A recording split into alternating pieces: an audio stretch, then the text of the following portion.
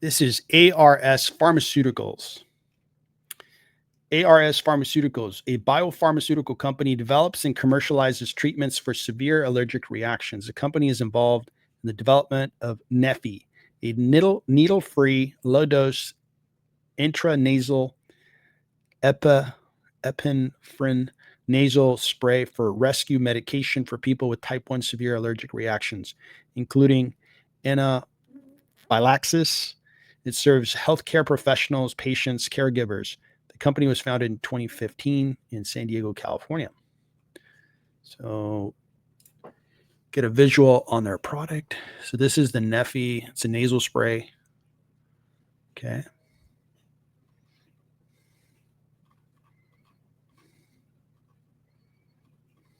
All right. So we know what this is.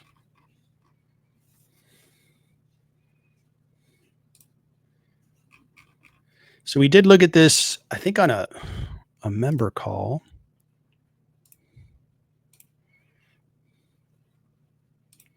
And it's SPRY. Let's see if I have it here.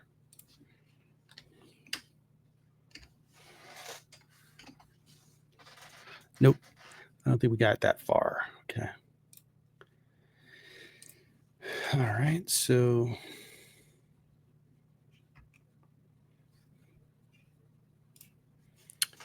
okay, so this is a $995 million market cap company, small, $112 million of revenue. Okay. And losing a little money. Analysts think it's really discounted, that this thing can triple in value. The market isn't totally positive about that. In fact, it went from $18 a share to 10. And it pretty much did that in August. Oof, painful. So we are, and I do remember seeing this, and I remember this caught my attention, right?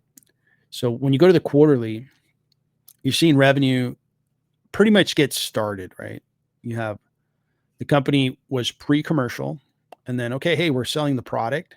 Okay, great. They got a big, gigantic order, and then no order. So you had a big quarter followed by not a big quarter, like $8 million for the whole quarter. And now it's 15 million, but it's way below here.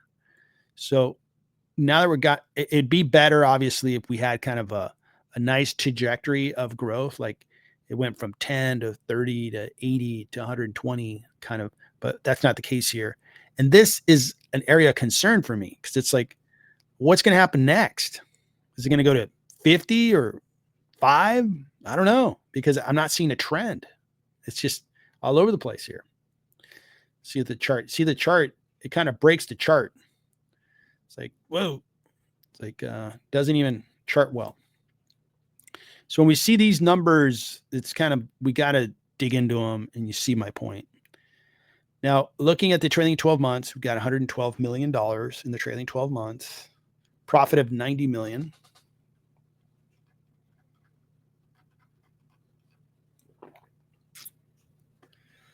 So they have good margins.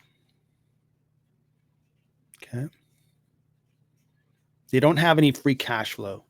So what's going on here with the cash flow statement? Let's go to their, see if they have their, here we go. So let's grab their financials and try to dig into them, see if we can see what's going on. So this was August 13th.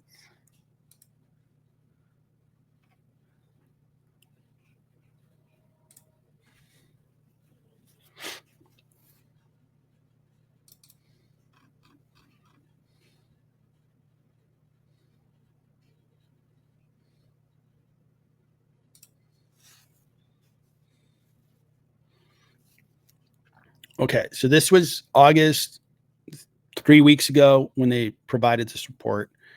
We've got revenues, 15 million. Okay, that's the number that was in stock analysis. This is the first 2 quarters. I guess that big, gigantic quarter was in the fourth quarter of last year. Okay.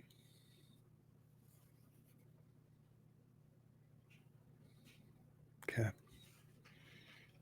And I was looking at the margins, and the margins look good. Cost of goods sold. So this is the statement that I wanted to get my head around. Let me make this bigger for you guys. Statement of cash flows. Okay. So this is for 6 months, 2025, 2024. So they are losing some money because they're young, they're small, and they don't have big scale. All right. No big deal. No big deal. Let's take a look. So we're starting with a negative starting point, the net loss. Stock-based compensation gets an add back. That's fine. Accounts receivable went up. That means customers owe them money. Inventory went up. And I'm okay with inventory going up. You're growing. You got to stock this product in order for the next order to have a decent service level. That way, the next customer says, hey, I'd like to buy your product. Can you get it to me quickly? Yes, got it in inventory. We're good to go. Accounts payable. This means that accounts payable went up. Okay, that's fine. So in general, it's this loss that created the negative cash flow. Let's go back to what's causing that loss. Okay, so is there another statement here? That's the balance sheet. So we got cost of goods sold is here. That's what it costs you to make those little devices that spray, no problem. And you have R&D 4 million. Selling. So their office is expensive to run. This is selling a general administrative, HR, everybody in the office, $54 million for the 6 months, 95. So this is the overhead of the business. That is a pretty good little chunk there. As they scale up, this should stay somewhat the same, and then they just have higher revenue, higher profits, and so forth. All right, so this business here, this one's a tough one because the revenue is hard to predict. You've got revenue all over the place, right? You got big quarter revenue and then not so much. What are they going to do for these quarters? So let's see if I could, so they have negative cash. When are they going to cash flow? Let's take a look at their forecast. So you have 5 analysts. They all think very highly of the company. Let's take a look at their growth. So these analysts believe they're really going to grow. So they're going to go from 85 to 242 next year to 405 to 522. Now that's pretty exciting.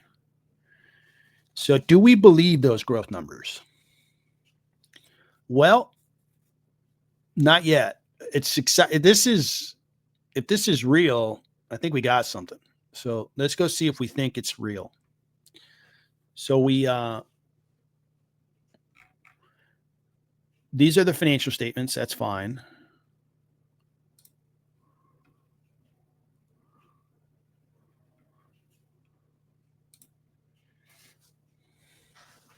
Now, I would agree, especially if you're going to apply this type of treatment to a little kid. If you showed them this little device, say, I'm going to spray this in your nose versus I'm going to inject you with this syringe, I think 100 out of 100 kids would be like, I'll take the nasal spray. Thank you. So I can understand people would rather have this. And it seems like it's an easy product to carry around. You know, moms carry like a million things in their purses. And then they could have it should their child have one of these emergencies. Boom, you bring out your Neffy item, and instead of having the pens or the injectables that are currently in market. It's FDA approved. Strong execution.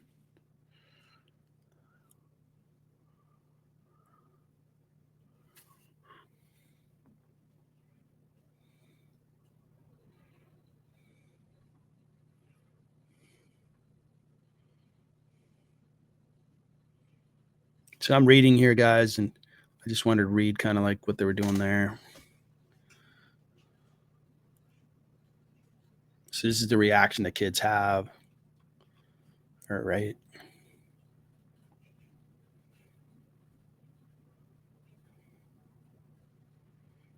So I'm a believer in their like this is a better alternative. They don't have to sell me on that. I'd like to get a sense of how well are you selling your product? Is the market buying it? Because it's one thing for you to have a product that you think is good. It's another for the market to buy it. So that's what I'm trying to understand. This is where they're defining their total addressable market. I believe it's a big addressable market. They're selling in the US. They have manufacturing in China and Australia, or distribution there. Okay, they received FDA approval and filed in Canada, China, Australia, and NZ. What does that mean? Is that Netherlands? No, Australia. I don't. Oh, New Zealand. Sorry, New Zealand. Okay, now we're talking. Now we're getting to the sales forecast. All right, so ongoing. Educate prescribers, facilitate access.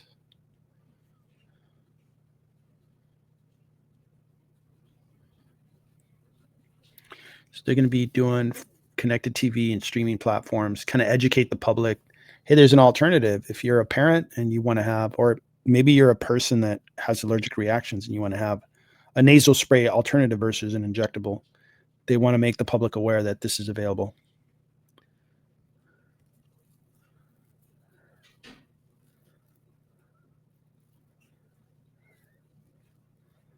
Okay.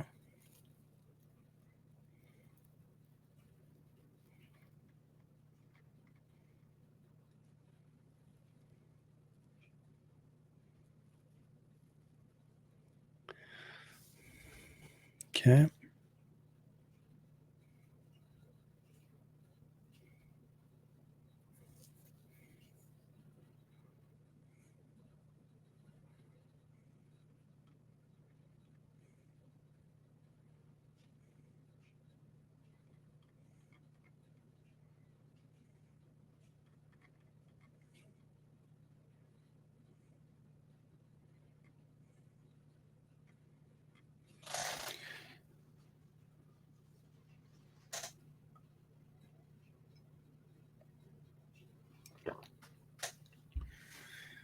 And I imagine not only will parents be buying them, schools will be buying them, like the school nurses and employers kind of have these. Here's they're going to be promoting creating impressions over all these streaming platforms. Okay, good plan. So I'm kind of buying into their whole story here. Okay. Now I want to check their balance sheet. Okay. You got a great idea. I agree with your product. Okay. It's probably going to be desirable to the market. Okay. So let's take a look at their balance sheet. We had their financials open. So let's take a look at their balance sheet. What I wanted to see is, okay, you have the cash to fund the deployment of all these campaigns. Okay. So we want to focus on the most recent closed quarter, June 30th, 2025. And these lines, these are the money lines. These are the lines that buy Christmas presents. So $51 million of cash and $188 million of short-term investments, which gets converted into cash very quickly. They have some current liabilities. That's fine. They also have some AR. So I'm not going to look at that. And they don't have any debt. Very good. Wait, financing liability right here. So what is financing liability?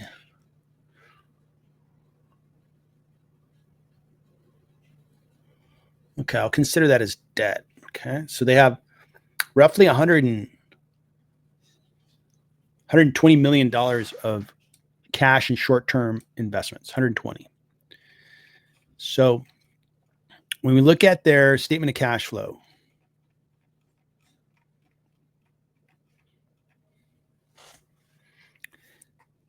so they burn 80 million in the 6 months.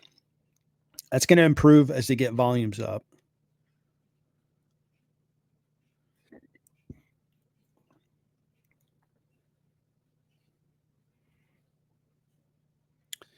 So they have a year to 2 years of cash if it takes a little longer than they'd like for the market to really receive this product. If the sales come in strong, they're going to do well. Now, the piece that is kind of the disconnect is, okay, I like this forecast. And let's look at the analysts that are making this forecast. You see there's 8 of them.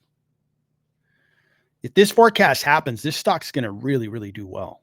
Okay. This thing's going to take off. But the piece that is kind of the little voice in my head saying, what the heck's going on with this quarterly revenue, man? Why can't you show some type of linear growth versus, and they're just getting started, but you would think they'd do a little better than that from a linear growth perspective. This probably shows that maybe CVS bought a bunch of them, some big health product distributor. It's just, this is what's causing my concern. So how can we further qualify that forecast? Let's take a look at the analysts that are looking at this. All right. So you got this guy, Jason. He's got a strong buy on it, believes that it's a $40 stock. He updated it on September 4th. That's pretty recent.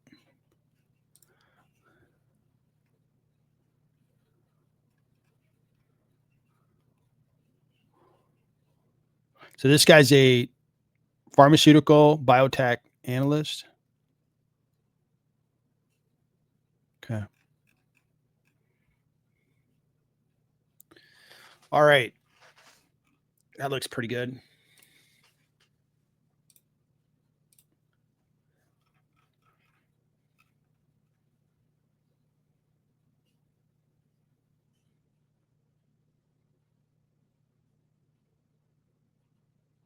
Okay.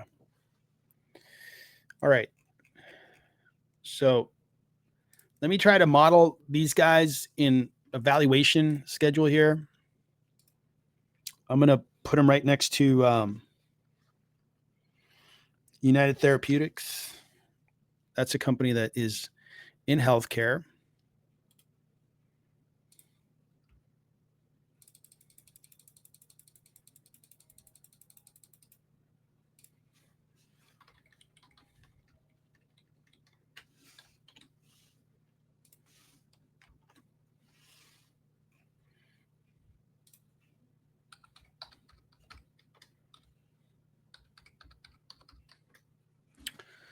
Okay, so let's get cracking here.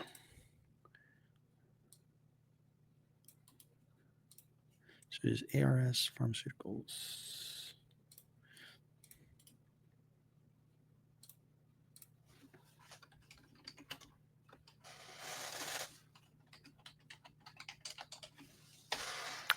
So these guys are small, tiny, just got going. Is the market going to accept them? Risk, risk, risk. Higher discount rate. I want a greater rate of return. So let's take a look at their forecast again.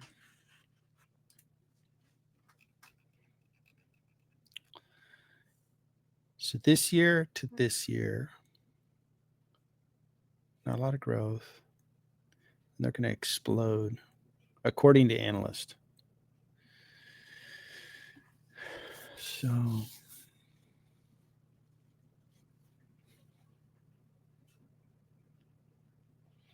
$242 million. And their gross margins were 76% in this year when they sold a lot of product. So I'm going to need a sheet of paper. So we got $220 million of revenue that is expected in 2026. We're going to look 12 months ahead. Okay. We don't look in the rear view mirror. We look forward. Now, if they're going to do 77% gross margins, that means that their gross profit on 220 is going to be, you know what? Why don't I do this? Let me write a couple numbers and then we'll do this together on the sheet. Okay. So then we got, I think their baseline of their Operating cost, we're going to note that. So here's our gross profit. Selling and administrative. So 72 million. Okay.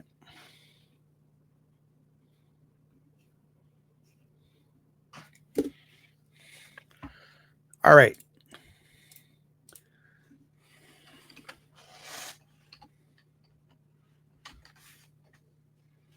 Okay, so we've got 220 million of revenue. Let me go revenue here, 220. Gross profit.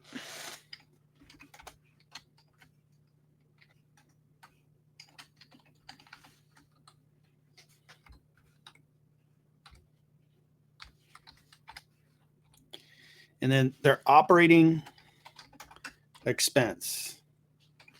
And the baseline was like 72 million is what they spent last year. Okay. So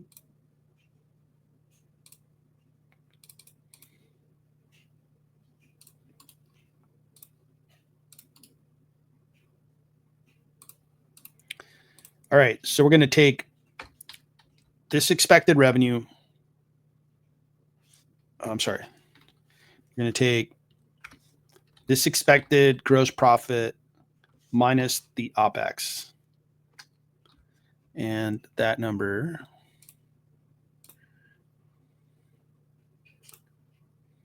is 97. Geez, my formats were kind of crazy there. Okay.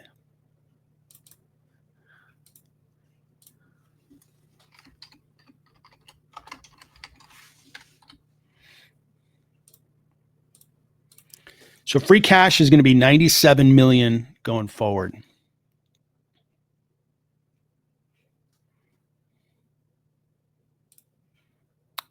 All right, let's go back to that forecast. Now, why am I putting so much thought into this, right? Whenever I look at a company, you know, if I see that there is potential of a very good investment, I'm willing to invest more time. Now, this stock was like, man, you know, data wasn't looking great.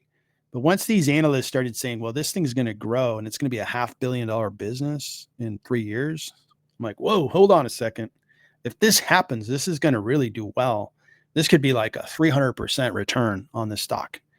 So that is what is compelling me to do more research. Okay. That's why I'm digging in deep on this one. Okay. So that's why we're going that deep.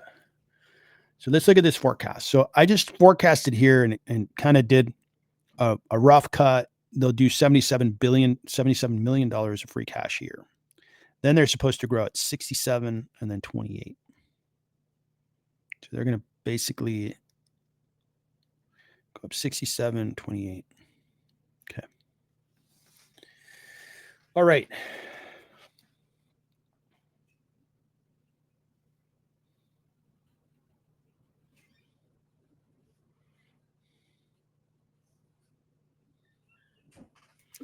Okay.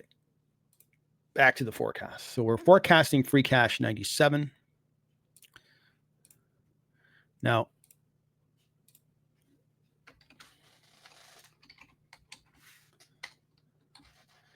all right. So I'm going to go with the 97 and I'm going to only take 75% of that because I'm investing my money, my hard-earned money. I want to be conservative. If I'm wrong to the upside and I make more money than I expected, got no problem. But I don't want to be like, you're overly optimistic and now you're losing money, buddy. Like, no, I don't want that. I'd rather be surprised to the upside. Okay. So I'm growing cash here in year 2, 3, 4 by 40%. This is my number. And is this making sense? Yeah. So this is my number that I expect from this moment forward 12 months. This is the number for months 13 through 24, 25 through 36, and so forth. And then the terminal value is going to be nice and prosperous because it is a big addressable market. I'm good with that. All right. So what was our cash from these guys had a good amount of cash.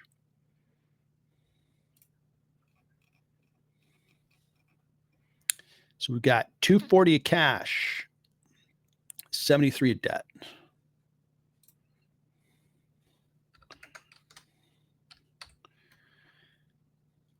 And the shares outstanding. How many shares do we have outstanding for ARS? 98.83.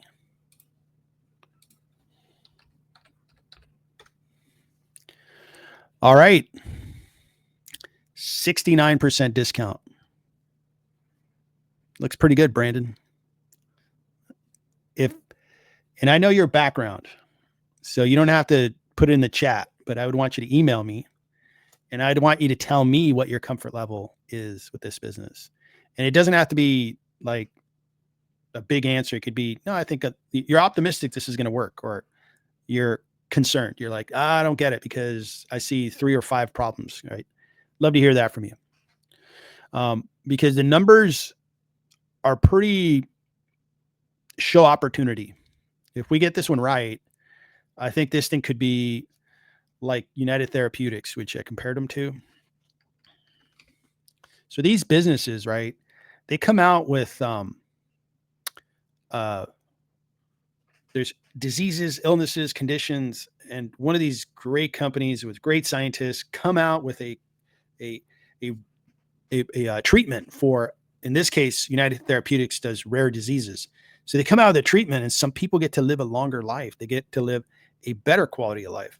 All those great things. And if you would have bought shares in these guys, you would have close to quadrupled your money. Okay, so what we're looking at here, okay, is potentially a company that's like over here. So United Therapeutics is like this. Catalyst Pharma. I mean, you could see these companies. This is what happens. If we get the right ones, we get to go on this ride. This is like going to Disneyland and they close the park and all the rides are on and you get no lines into the park. You can go on all the roller coasters, all the coolest rides with no line. That's how fun it is. So that's why I was so interested in it. So let's go back to this guy. Now, when we look at the forecast one more time, so they're not going to make money until 2027, which isn't too far away, right? And I'm cool with them not making money. It's not like a big deal. I'm more concerned about cash. And this top line revenue, this is really exciting. So I'm cool with that. That's fine. We're going to leave that off.